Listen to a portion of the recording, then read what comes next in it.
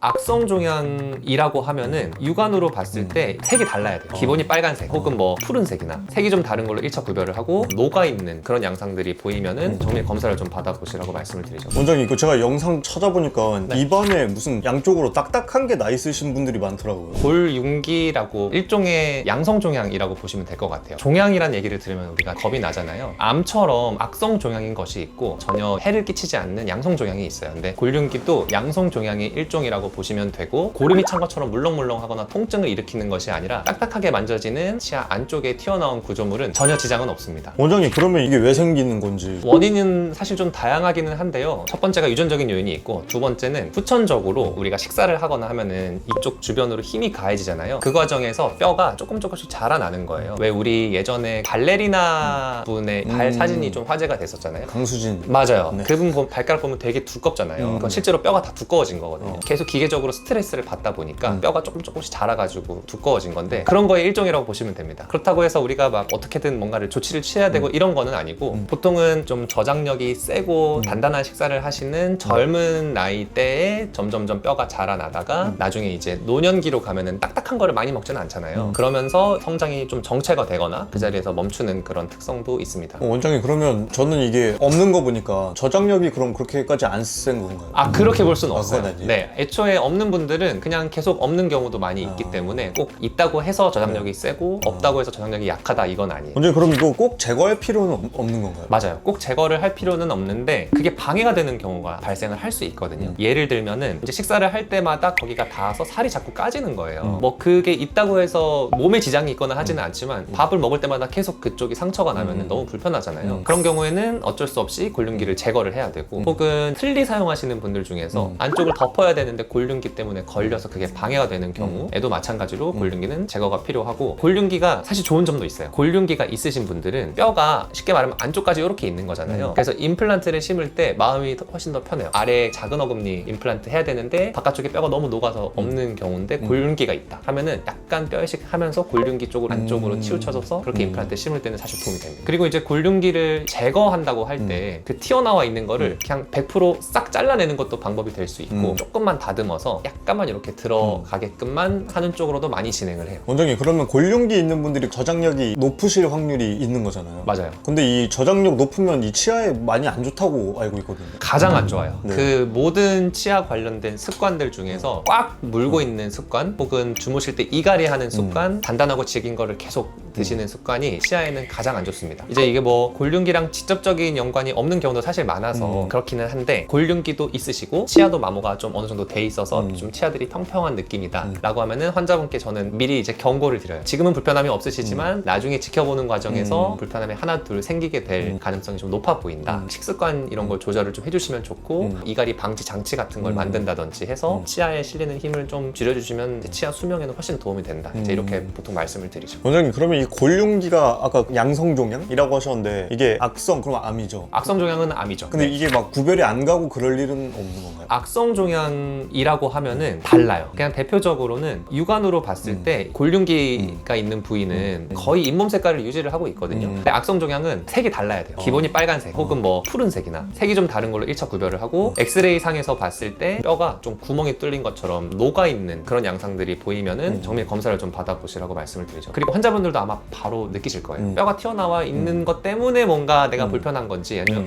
여기 좀 느낌 좀 안 좋은데 라는 느낌인 건지는 환자분이 먼저 알 수 있기 때문에 저희도 이제 종합적으로 보고 나서 판단을 하죠. 전혀 걱정하실 필요는 없을 것 같아요. 골륜기가 있는 경우는 대부분은 악성종양이랑 거리가 멀기 때문에. 궁금하신 내용 있으시면 댓글에 남겨주시면 답변 드리도록 하겠습니다. 지금까지 건치학개론 장원 원장이었습니다. 감사합니다.